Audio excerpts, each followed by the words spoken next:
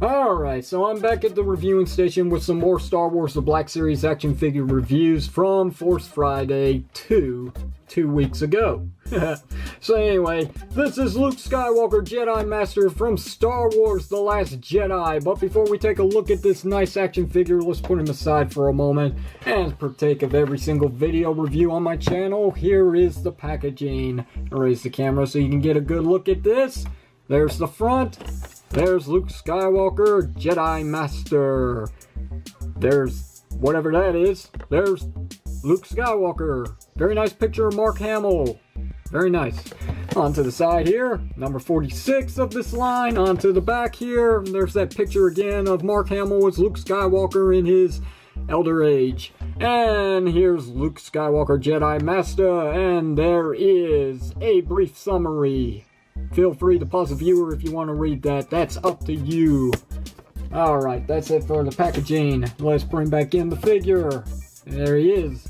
Lower the camera so we can see said figure. And there he is, all in the view. So, well, this is basically all you get here. This is everything. No lightsaber. No weapon, no blaster, no nothing. You get this. Get his robe, cloak, whatever you want to call it.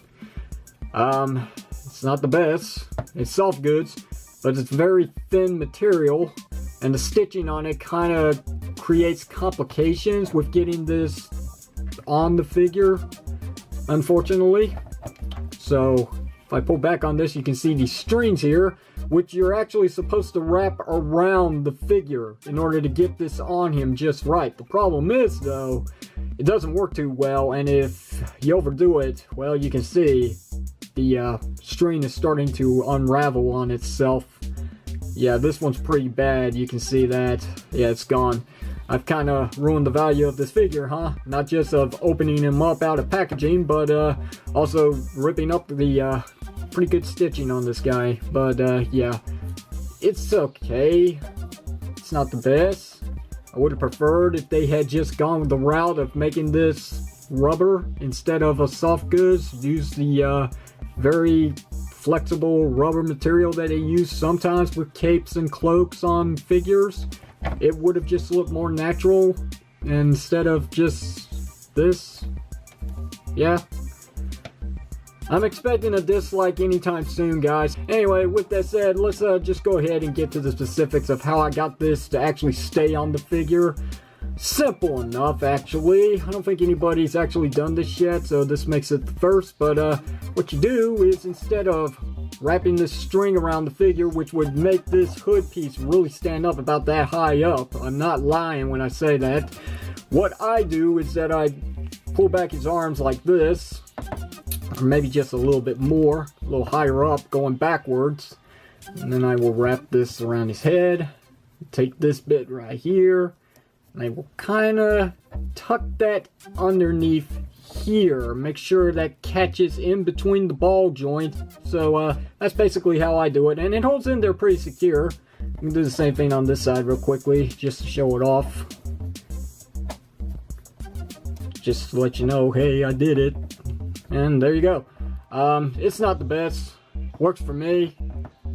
If I had a little more time on this video, I mean, yeah, sure, I can make this look a lot better, but as it is, it's not the best. But it is what it is. What are you gonna do? Yeah, I know a lot of people are sick and tired of that saying, so how about this instead? What is done, it's done, and it can't be undone. There. That's a famous quote from Red is Power himself. I own that. Anyway, let's get to the articulation on Luke Skywalker. He's got a ball-jointed head like most Star Wars Black Series figures. So, yeah, that's about as much as he looks up. That's about as much as he looks down. He does have a hinge joint at the neck, so that allows what I just showed off. He's got your ball-jointed shoulders, which do go around all the way, no problems, in and out, about that much. He does have upper elbow swivel joint. He does have single jointed elbows. Gets 90 degrees bend, and that's basically it. Wrist swivel. You got your hinge joint for inward and outward movement in the hand. It's probably the opposite on this one.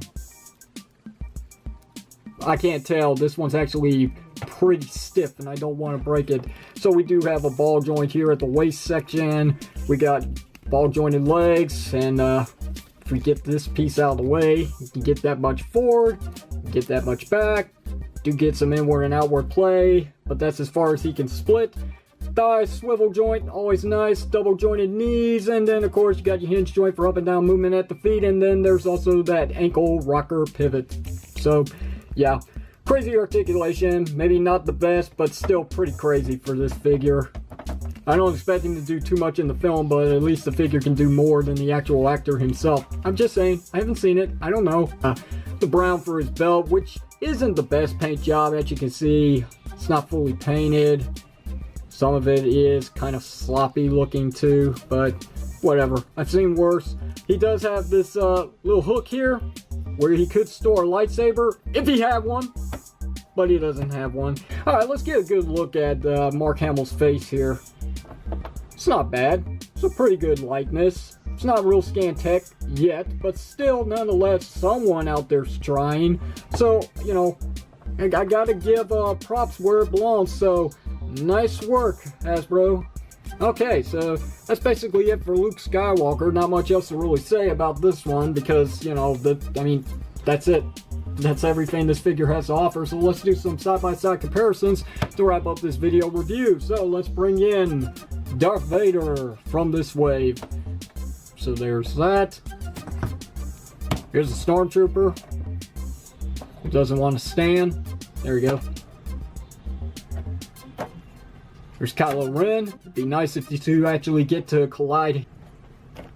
And the last figure I'm going to show off here is Rey with a lightsaber. Her lightsaber. What used to be his lightsaber.